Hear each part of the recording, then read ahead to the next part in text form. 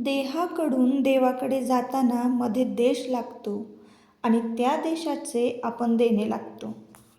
Hello नमस्कार, मी सुप्रिया आणखी एका नवीन ब्लॉगमध्ये आपलं मनापासून स्वागत करते. तुम्हाला आजचा दिवस सुखाचा, आनंदी आणि आरोग्यदायी जावो. तुम्ही जी काही स्वप्न पाहिली असतील ती सगळी स्वप्न तुमची पूर्ण होत. त्याचबरोबर शुभ सकाळ. सकाळी सकाळी पहाटे जाग आलेली आहे. अर्थातच आज सगळा म्हणजे संपूर्ण भारत पहाटे उठला असावा असं मला वाटतं. तर बघा, इथे 6:45 वाजले होते आणि जवळपास सगळी कामं म्हणजे आटपतच आली होती. आता मुलांना तयार करायचं होतं आणि झेंडावंदनासाठी पाठवायचं होतं. आज मस्त अशी साडी वेअर केलेली आहे तिरंगा रंगाची आणि आता मुलांना तयार करून ना पाठवायचं आहे मला स्कूलमध्ये.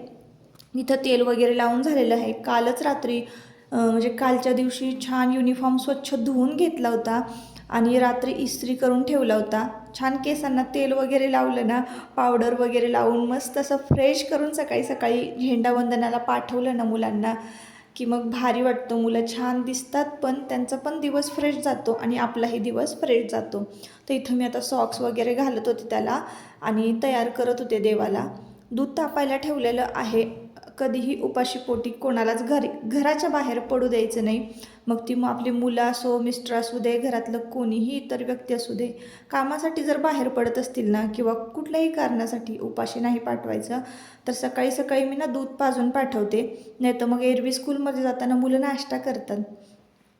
तर देवांश सांगत होता, आता हा व्हिडिओ तुम्हाला उशिरा येतो आहे, मी उशिरा एडिट केल्यामुळे 15 ऑगस्टचा. तर 15 ऑगस्ट दिवशीच एका मुलाला त्यांच्या शाळेमध्ये झेंडावंदनादरम्यान चक्कर आली होती. तर ते म्हणजे कसं आपण उपाशी पोटी पाठवलं ना मुलांना की मग त्यांना चक्कर येते. कारण रात्री आपण खाल्लेलं असतो, ते कधीच पचलेलं सुद्धा असतं. त्याच्यामुळं मग सकाळी पण भूक लागतेच. आता दूध वगैरे देवांशनं पिलं. काल होता शुक्रवार, वैभवलक्ष्मीचा माझा पहिला व्रताचा दिवस. कारण शुक्ल पक्ष होता आणि शुक्ल पक्षापासून मी आता वैभवलक्ष्मीचं व्रत चालू केलेलं आहे. त्याचा व्हिडिओ मला काही करता आला नाही कारण शुक्रवारी मी शूटिंगच केलं नव्हतं. कारण आधीच खूप सारे व्लॉग पेंडिंग आहेत माझे एडिट करायचे, त्यामुळे शुक्रवारी मी कुठलंच शूटिंग घेतलं नाही. आता मला ना वैभवलक्ष्मीच्या व्रताची म्हणजे उत्तरपूजा करायची आहे. आजचा वार आहे शनिवार, 15 ऑगस्टचा हा व्हिडिओ आहे. तर आता इथं ना देवांश निघाला होता तिरंगा घेऊन. पण तिरंगा ना म्हणजे असं शाळेमध्ये अलाउड नाही आहे. आपण बॅच लावून जाऊ शकतो, पण असं हातामध्ये तिरंगा घेऊन नाही जाऊ शकत. कारण मुलांकडनं तो व्यवस्थित सांभाळला जात नाही. त्यामुळं मुलांना अलाउड नाही आहे तिरंगा घेऊन म्हणजे जाण्यासाठी. तर इथं मी आता मुलांना सोडलं आणि सकाळी सकाळी तुमचे दादा गेले होते. अगदी 7 वाजायला 10 मिनटं बाकी होती. 10 मिनटात म्हणजे घरापासून जवळच आहे स्कूल, तर पोचतील 10 मिनटात. आणि बरोबर 7ला म्हणजे एरवी नको जाऊ देत, 5-10 मिनटं उशीर झाला तरी चालेल, पण झेंडावंदनाच्या दिवशी ना करेक्ट टायमिंगवर मुलं शाळेत पोचतात. इकडं ना आमचं 1 तासात झेंडावंदन झालं, पण मुलं जिलेबी समोसा घेऊन घरी आली सुद्धा. आणि आज सकाळी सकाळी 15 ऑगस्टला ना जिलेबी समोसाचा नाश्ता होता. तर सगळ्यांनी इथं जिलेबी समोसा घेतला होता नाश्त्याला आणि स्वयंपाकसुद्धा करायचा. आता म्हटलं चला स्वयंपाक थोड्या वेळातच करूया. उत्तरपूजा वगैरे झाली आणि आपली दररोजची पूजा असते ती झालेली आहे. झाडून लोटून पुसून हे सगळे कामं जी रोजची आहेत ती रोजची कामं झालेली आहेत. आणि नाश्त्याला बसलो होतो आम्ही सगळे एकत्र. सगळ्यांचं आटोपलं सुद्धा होतं आणि आता चहा फक्त करायचा होता मला आणि मग त्यानंतर लगेच स्वयंपाकाला लागायचं होतं. आजचा व्हिडिओ थोडासा वेगळा असणार आहे. आमचं नातं कसं आहे तुमच्या दादांचं आणि माझं, आणि तुम्ही नेहमी मला विचारता ना की तू माहेरी का जात नाही, तर त्याचं कारण तुम्हाला आज कळणार आहे. त्यामुळे व्हिडिओ शेवटपर्यंत नक्की पहा. तर इकडं ना हे आणलं होतं वेफर्स, म्हणजे ते आपलं व्हील्स हे असतं कुरकुरे खाण्याचं जास्त सध्या घरामध्ये आता हे चालू आहे, हवा चालू आहे. तर कुरकुरे दोन्ही मुलांनी पॅकेट आणलं होतं आणि सगळ्यांना वाटून आपलं थोडं थोडं दिलं होतं टेस्टसाठी. आणि इकडे ना आज 15 ऑगस्ट, तर अर्थातच पिक्चर चालू झाला होता. धुरंधर पिक्चर बघत होतो आम्ही. तर मुलं आता गेली होती, झेंडावंदन करून आलेली आहेत स्कूलमधून जाऊन. सकाळी सकाळी गेली होती, 7चं टायमिंग असतं. आणि मी सतत ना तिकडे डोंगराकडे बघते. इतकं छान पाऊस पडतोय आणि छान असं म्हणजे धुक्क पसरले ना, तर ते एक भारी वाटतं. श्रावणातला पाऊस काही थोडासा वेगळाच असतो बघा. थोडासा असा हलका हलका पडतो, मधूनच ऊन येतं, म्हणजे असा एकदम धबधब नाही पडत. त्यामुळं श्रावणातला पाऊस हा खूप मस्त असतो. पण चला असो. तर आज की नाही, आज मला जायचं आहे बाहेर एका कार्यक्रमाला. तर बहिणीच्या मुलाचं बारसं आहे, तिकडं मी जाणार आहे. आणि आता मग काय तुम्हाला आज थोडासा मेकअप बघायला मिळणार आहे, मी कसं करते किंवा मी कसं आवरते माझं. त्याआधी ना स्वयंपाक करून घेऊया. आता थोड्याफार भाज्या शिल्लक आहे, मला फक्त डाळ भात आणि चपाती एवढंच करायचं आहे. आणि मग तिथून पुढे आता ब्लॉग कंटिन्यू करा. तर तुमच्या दादांनी रात्री ना पनीरची एक फुल भाजी हॉटेलमधून ऑर्डर केली होती, तर तिची जास्त कुणी खाल्ली नव्हती, ती शिल्लक होती. त्यामुळं आज भाजीचं काही टेन्शन नव्हतं. तीच गरम करून मग आम्ही दुपारच्या जेवणामध्ये सगळे जेवणार होतो. आता मी तर जेवायला नव्हते, मी बारशाला जाणार होते, त्यामुळे मी तिकडंच जेवणार होते. मग आता यांना काय करू हा प्रश्न पडला होता. आणि आता सध्या तर पालेभाज्या पावसाळ्यामुळे एवढ्या खराब येत आहेत सडलेल्या, मग काय करायचा हाच प्रश्न पडतो. तर आता इथे मी वरण शिजायला घातलेलं आहे. आता आम्ही कधी कुकरला डाळ लावत नाही, अशी मोकळी शिजवतो. तर तुरीची डाळ मोकळी शिजवली ना की वरणाला एकदम वेगळी चव येते. एकदा कधीतरी करून बघा. मला इथं आता जायचं आहे, माहेरच्या लोकांचं बारसं आहे, म्हणजे माझ्या बहिणीच्या मुलाचं बारसं होतं, चुलत बहिणीच्या मुलाचं.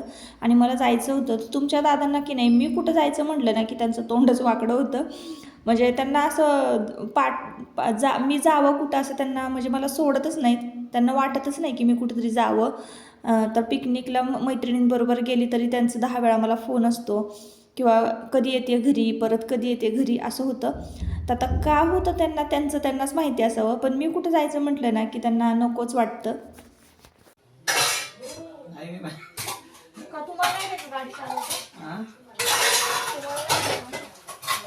गाडी नाही का चालवता? मी काय किती वाजता जाणार आहे? उशिरा जाणार आहे सर.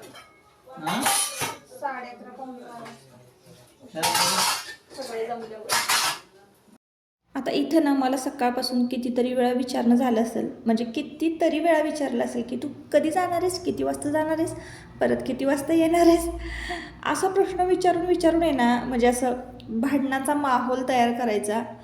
कधीतरी ही चिडेल, कधीतरी ह्या प्रश्नाला वैतागेल, असं असतं. आणि स्वतःहून कधी भांडते म्हणजे ह्याची ती वाट बघत असतात. त्यांची ती ट्रिक आहे. कारण आता गेलं 15-16 वर्ष मी ओळखते, सगळ्यांना ओळखते, मुलांचा स्वभाव, ह्यांचा स्वभाव. तर जेवणाऱ्याची खोड ही वाढणाऱ्यालाच माहिती असते, ही म्हण काही खोटी नाही आहे. म्हणजे यांचा स्वभाव ना मलाच माहिती आहे, बाकी सगळ्यांना ना यांचा स्वभाव म्हणजे इतका छान वाटतो. आज सकाळपासून तर तू भारत माता दिसतेस, तू भारत माता दिसतेस, असं तर कितीतरी वेळा म्हणून झालं असावं. नका जीव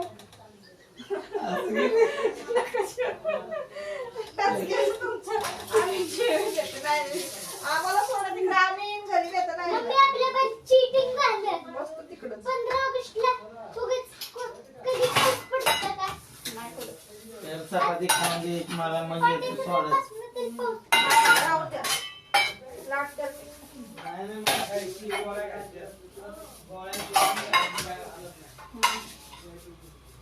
मुद्दा मला स्वयंपाक करायला आवडतो. एरवी जर माझा स्वयंपाक झालेला नसेल ना, तर तुमच्या दादा बाहेर काहीतरी नाश्ता करतात आणि मग पुन्हा घरी जेवायला येतात टायमिंगवर. 1:30 वाजता, 1-1:30च्या दरम्यान आमचं दुपारचं जेवण होतं. आत्ता वाजले होते 12:30. आता चपाती वगैरे लाटायची राहिली होती. आता चपाती जर मी लाटत बसले तर 12:45-1च वाजतील. आणि मला बारशाचं टायमिंग दिलं होतं 11चं. तर मग कधी कधी ना असा हट्टीपणा मुद्दाम करतात बरं का. म्हणजे पण आता आमचं हे छोटं मोठं भांडण आहे ना, ते लगेच सॉल्व होतं. असं जास्त ताणत बसत नाही आम्ही, किंवा न बोलताच आम्हाला एकमेकांचं कळून जातं की कोणाला काय पाहिजे आहे. जास्त असं हे ताणण्यासारखं भांडण नसतं, पण उगाचच चेष्टा मस्करी, उगाच त्रास देणे. आणि तुमच्या दादांचा स्वभाव आहे की एक म्हणजे किती लिमिटपर्यंत हिला त्रास द्यायचा आहे, ही किती चिडते, किती भांडते हे बघतात. म्हणजे रोज हेच चाललेलं असतं त्यांचं, मला चिडवणंच चाललेलं असतं. आणि मला पण आता ह्या गोष्टींची सवय झालेली आहे. आणि हेच एक कारण आहे मी माहेरी जात नाही. कारण काही जणांना प्रश्न पडतो की मी माहेरी का जात नाही, किंवा कुठे का जात नाही. तर तुमचे दादाच मला सोडत नाही, मग काय करणार आहे. आणि त्यांनाच माहिती असेल की ते मला का सोडत नाहीत, असं आहे. तर त्या पाठीमागे कदाचित त्यांची काळजी असावं, त्यांचं प्रेम असावं की ही एकटी कुठं म्हणजे गेली, धडपडली, किंवा बरोबर आहे. एवढंच की मी 2 व्हीलर शिकूनसुद्धा मला 2 व्हीलर ते चालवू देत नाही, कधीच चालवू देत नाहीत. असं आहे. आणि त्यातल्या त्यात ह्याची पण भर की ह्याला पण मला पाठवायचं नव्हतं. आता ह्याला मी कुठं घेऊन जाणार, एकतर गाडीवर जागा नसते. आम्ही टू व्हीलरवर बसलो तर देवा मी म्हणजे आम्हालाच जागा पुरत नाही ना. आता हा मागे लागला होता, तर याला कुठं घेऊन जायचं म्हणून ह्याची सुद्धा चिडचिड चालू होती. मग हे असं चालली होती चेष्टा मस्करी. म्हणजे संपूर्ण दिवस आहे ना माझा किंवा माझ्या मुलांचा, मिस्टरांचा माझ्या भोवतीच फिरत असतो, असं आहे. तर चला आता इथं मस्तपैकी वरण फोडणीला घालून घेते. मस्त अशी डाळ शिजलेली आहे. मग अशी मी तुरीची म्हणाले तर मुगाची डाळ मी फक्त करते, आणि मुगाच्या डाळीचं वरण कसं पित्त वगैरे होत नाही. इथं मोहरी कढीपत्त्याचा तडका दिलेला आहे. आणि मस्तपैकी वरणानं मिरची घालायची. सर्वात आधी मिरची घालायची खरं. कधी कधी असं चुकून होतं, मी आधी मोहरी घातली कढीपत्ता घातला, पण सगळ्यात आधी मिरची घालायची, मग मोहरी घालायची, मग कढीपत्ता घालायचा, लसूण घालायचं, आणि मग सगळ्यात लास्टला जिरं घालायचं. म्हणजे जिरं करपत नाही. हे मी नेहमी सांगत असते. आपण ज्या पद्धतीनं फोडणी देऊ ना त्या पद्धतीनं पदार्थांना चव येत असते. आणि सिक्वेन्स वाईज सगळे इन्ग्रेडियंट्स टाकले ना की मग चव एकदम मस्त लागते. इथं कॅमेरा इतका हल्ला होता ना, मस्त असा तडका दिला वरणाला. मस्त अशी डाळ झालेली आहे, घट्ट अशी. आणि छान मस्त स्वयंपाक तयार झाला होता सगळा जाण्याआधीच. आता 12:30 वाजले होते. आता तरी म्हटलं घरातनं बाहेर पडावं, नाही तर मग बारसं उरकायचं, सगळे कार्यक्रम पूर्ण व्हायचा आणि मग मी तिथं हजेरी लावायचे. सगळे घरी गेल्यानंतर मी पोचायचे तिथं, असं व्हायचं. मग मस्त अशी कोथिंबीर घातली, इकडे पीठ वगैरे मळून ठेवलं होतं, भात झाला होता, भाज्या झाल्या होत्या. आता भाजी म्हणजे ही भाजी शिल्लक होती, आणि भात गरमागरम केला होता, वरण झालं होतं, पीठ वगैरे मळून ठेवलं होतं, आणि लगेच पोहोचले मी बारशाला. आता तुमच्याबरोबर मेकअप शेअर करायचं होतं तर तो काही करू शकले नाही. काहीच केलं नव्हतं, फक्त पावडर लावली, लिपस्टिक थोडीशी लावली, काजळ पेन्सिल लावली, टिकली लावली, साडी नेसली आणि पोहोचले. तर बारशाला पोहोचल्यानंतर ना ते बाळ इतकं शांत होतं ना, खरंच इतकं शांत. श्रीकृष्णाला बघत होते मी, असं मला वाटत होतं. इतकं ते शांत होतं बाळ. आणि काहीसा अशा पद्धतीनं बारशाचा कार्यक्रम पार पडला. म्हणजे मी नुकतीच पोचायला आणि नुकताच कार्यक्रमाला सुरुवात व्हायला असं टायमिंग मॅच झालं होतं. तर इथं बघा बाळाचं नाव रिव्हील केलेलं आहे. आणि आजकाल की नाही लग्न समारंभ असू द्या किंवा बारसा असू द्या, सगळ्या हौस सगळेजण पूर्ण करून घेतात आहे. म्हणजे प्रत्येकाला वाटतं की माणसाचा जन्म हा एकदाच येणार आहे, प्रत्येक हौस आपली पूर्ण व्हावी. पण काही जणांना म्हणजे ह्या पद्धतीला म्हणा किंवा ह्या परंपरेला, आता हा AIचा जमाना आहे तर परंपरासुद्धा बदलणारच आहेत. तर अशा पद्धतीनं काहीतरी पारंपरिक पद्धत अशी त्यांनी म्हणजे थीम ठेवली होती. बारशाचं नाव तुम्ही वाचलं असणार आहे, बाळाचं नाव. तर बारसं पूर्ण म्हणजे पार पडलं आणि मी पोहोचले घरी. तर इथं आयुष्ना थंडाई करत होता. आत्ता वाजलेत बरोबर 3:45 आणि 4:45 वाजता मी आत्ता घरी आले. तर ही साडी बघा, जी की मी म्हणजे कधी माहिती काय ॲनिव्हर्सरीला एक 3 वर्षापूर्वी 2-3 वर्षापूर्वी मी ही साडी घेतली असावी. आणि ती तुमच्या दादांना आहे ना अजिबात अजिबात अजिबात आवडलेली नाही. म्हणजे त्यांचं असं म्हणणं आहे की तू ही साडी परत कधीच नेसायची नाही. काय माहिती. आता कसं आज 15 ऑगस्ट आहे म्हणून मी व्हाईट घातलं होतं, त्यांना ही साडी आवडलीच नाही. आणि मला पण असंच मग झालं की ना का आपण का नेसली ही साडी म्हणून. तर आवडलीच नाही मला. तुम्हीच सांगा ताईंनो, आज मी चांगली दिसत नव्हते का? आता झालंय असं की माझे केस लांब असल्यामुळे, म्हणजे असं नाही का, लांब असल्यामुळे कसं मला अशी म्हणजे वेणीच घालावी लागते. मी मोकळे सोडू शकत नाही केस कुठं कार्यक्रमाला जाताना. तर त्यामुळं तुमचे दादा म्हणत होते आज तू जरा काहीतरी वेगळीच वाटत होतीस, तू चांगली दिसत नव्हतीस असं. म्हणजे कदाचित मग ही साडी वगैरे मला चांगली दिसत नसावी असं. तर आता मी ह्या साडीचा ना ड्रेस स्टिच करायचं ठरवले. बघा कशी दिसते ही साडी, कशी दिसते मी. इकडे बघा ही साडी अशी आहे ही साडी. आणि ही साडी मी वेअर केलेली, अजिबात म्हणजे त्यांना आवडली नाही, घालायचीच नाही तू परत असं ठरवलं. तर चला असो. आता आमच्या बाजूला की नाही कंस्ट्रक्शनचं काम चालू आहे. मी जेव्हा व्हिडिओचा एंड करत होते तेव्हा पाठीमागून इतका आवाज येत होता ना, तर मग मला हा आवाज म्यूट करावा लागला, म्हणून मी व्हॉइस ओव्हर करते आणि आता इथंच व्हिडिओचा एंड करते. या व्हिडिओमध्ये कळालं असेल की मी माहेरी का जात नाही, तुमच्या दादांचा स्वभाव कसा आहे, किंवा नवरा बायकोंमधलं जे कम्युनिकेशन आहे ना ते कसं असलं पाहिजे. तर असो, आता या व्हिडिओचा इथंच शेवट करते. परत आपण पुन्हा भेटूया नवीन एका ब्लॉगमध्ये. तोपर्यंत स्वतःची काळजी घ्या, मजेत राहा आणि हा ब्लॉग जर आवडला असेल ना तर नक्की आपल्या चॅनलला सबस्क्राईब करा. चला बाय.